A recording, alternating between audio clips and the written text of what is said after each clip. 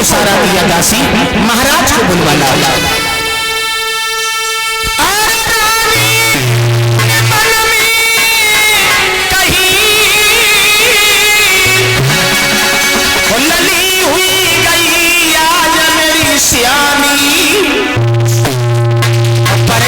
सुता हुई गई है रे सोची उठी महा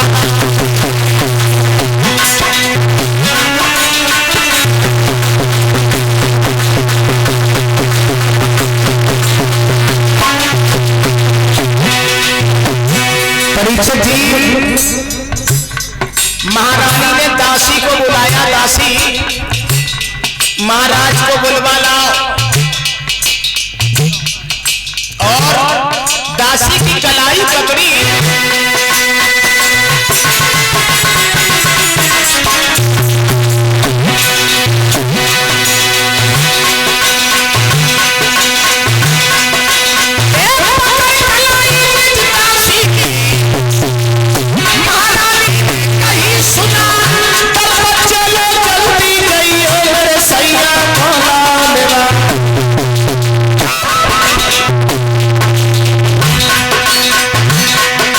चली मधुरिया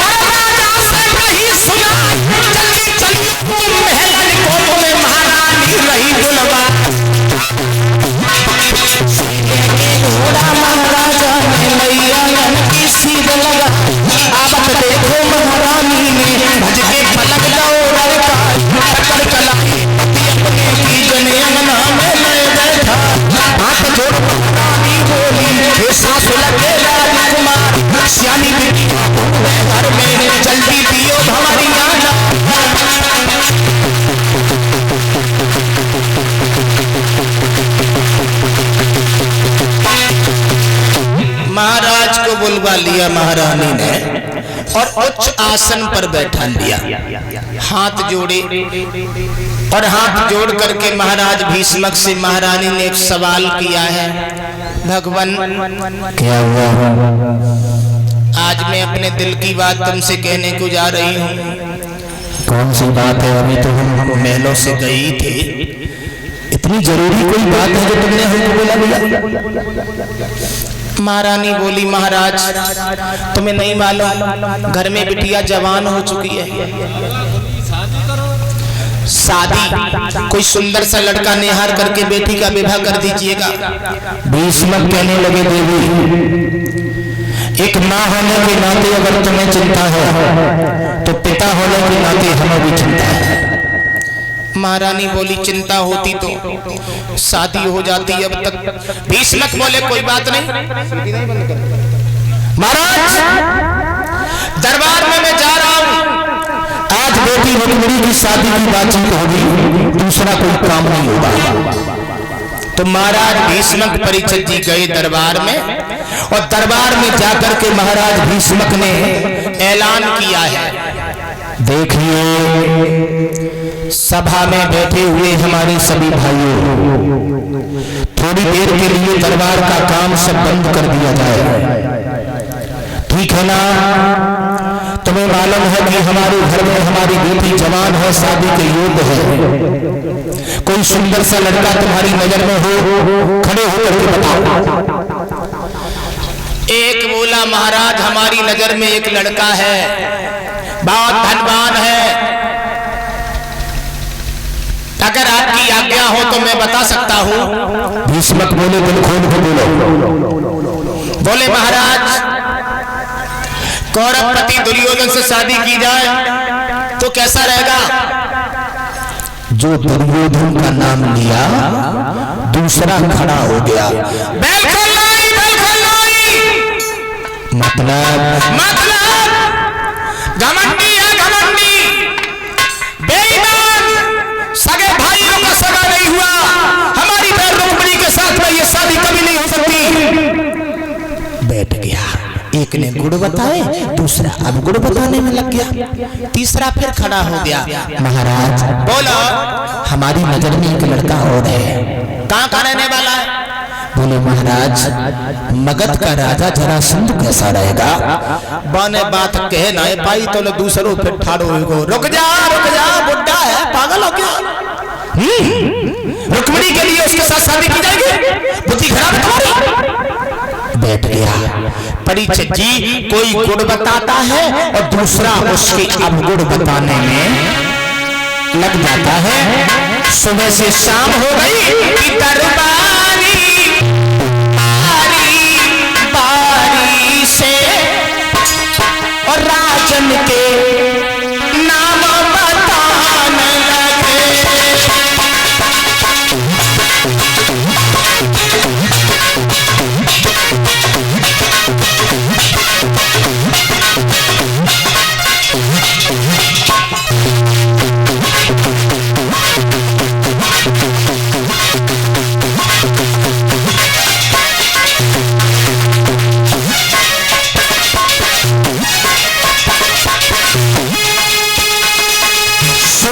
शाम हो गई, एक गुण बताता है तो दूसरा उसके अवगुण बताने में लग जाता है।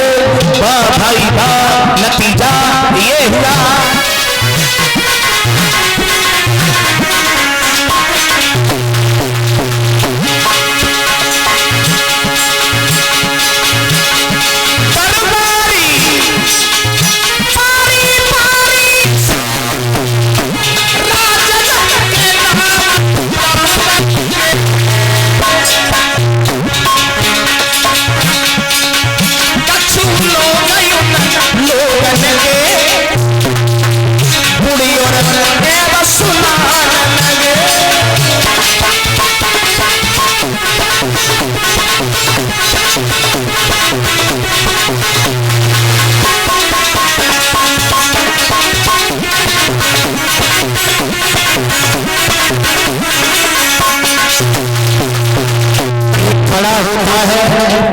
गुण बताता है, दूसरा उसके अवगुण बताने में लग जाता है। बच्चों नतीजा ये हुआ।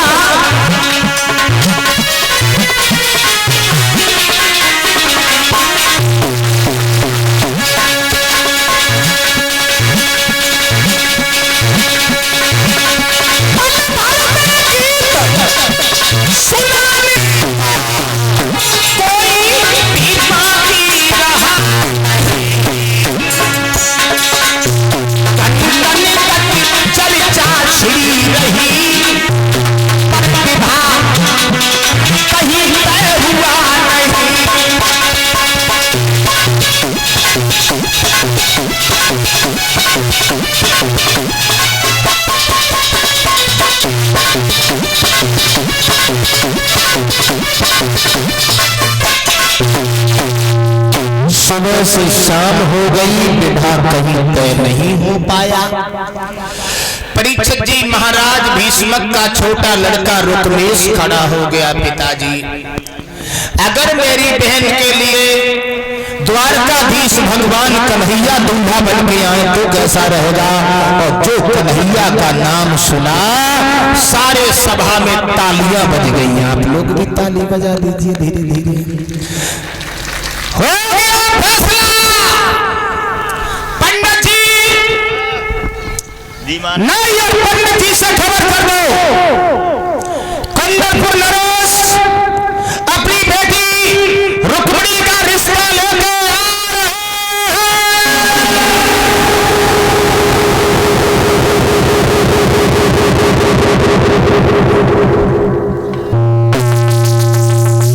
जैसे ही परीक्षित की तालियां बजी, महाराज भीष्मक का बड़ा लड़का रुकुम खड़ा हो गया। पिताजी, ये तालियों की आवाज सभा में क्यों आई? बेटा रुकुम, हाँ, तुम्हें नहीं मालूम, तुम्हारी बहन रुक्मिणी के लिए सुंदर सी लड़की का चुनाव हो चुका है। दादी को पीस के रुकुम ने जवाब दिया, बूढ़े बाप, मेरे होते हुए मेरी बहन के शादी की बातचीत हमारी बिना मर्जी के। बेटा चिल्ला का अभी तो बातचीत हुई है, शादी हो थोड़ी ना गई। रकम कहने लगा, कहाँ का लड़का है वो, कहाँ का रहने वाला है, हमें ये बताओ। भीष्मक बोले, बेटा वो लड़का ही नहीं बल्कि द्वारकाधीश भगवान योगी राज कृष्ण श्याम सुंदर के साथ में तुम्हारी बहन का विवाह होगा। और जो कन्हैया का नाम लिया तो रुकुम की आग लग गई। उस कन्हैया के लिए अपनी बहन का विवाह हम कभी नहीं करेंगे। चिल्ला काहे को रहे हो? कन्हैया ने तुम्हारा क्या बिगाड़ दिया? रुकुम कहने लगा, बिगाड़ दिया? नहीं बिगाड़ दिया तो अब बिगाड़ेगा। वो कन्हैया नाचने गाने वाला, सखियों के साथ में लूट लूट करके माखन चुराने वाला, गौएं चराने वाला,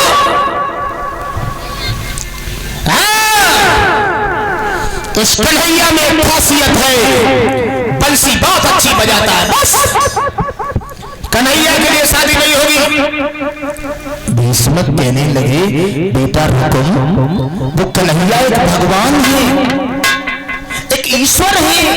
अगर वो कन्हैया कुंडलपुर में आ जाएंगे तो सारा कुंडलपुर पवित्र हो जाएगा। दादी को पीस करके रुकुम ने फिर जवाब दिया, बूढ़े बाप, तुलसी का नाम लिया, इस नाम से हमें नफरत है, बोला है। भीष्मक बोले, रुकुम क्षमा करो, कन्हैया आ जाने दो। अगर हमारे दामाद बन के आ जाएंगे, तुम्हारे बहनों ही बन के आएंगे तो तुम्हारा खानदान पवित्र हो जाएगा। रुकुम कहने लगा, बुढ़ो, अगर वो कन्हैया यहाँ पर हमारा पहले ही बन के आया तो याद रखना प्यारे, सुन रहे हो, लाखों स्त्रियां विधवा हो जाएंगी, लाखों बच्चे अनाथ हो जाएंगे, बैल की डोली बात में होगी, पहले तुम्हारी लाश उठ जाएगी।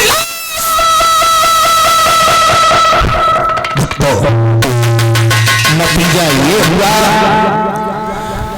भीष्मक महाराज का समाज में सर नीचा हो गया। आवाज लगाई है रुकुम, अभी शादी हो थोड़ी, अभी तो सिर्फ बातचीत हो रही है, तुम्हारी नजर में कोई लड़का हो तो तुम बताओ। रुकुम बोला, हाँ मैं बताऊंगा, हमारी मर्जी से शादी होगी। समझ गए? लड़का जब बराबर का हो जाए उसे सलाह लेनी चाहिए। घर की मुर्गी दाल बराबर, करिया अक्षर भैंस बराबर, और बेटा हो जाए आप बराबर, तब बस समझो बाप बराबर। समझ गए? मौके और मत देखो, हम करेंगे, भाई होगा, हम करेंगे।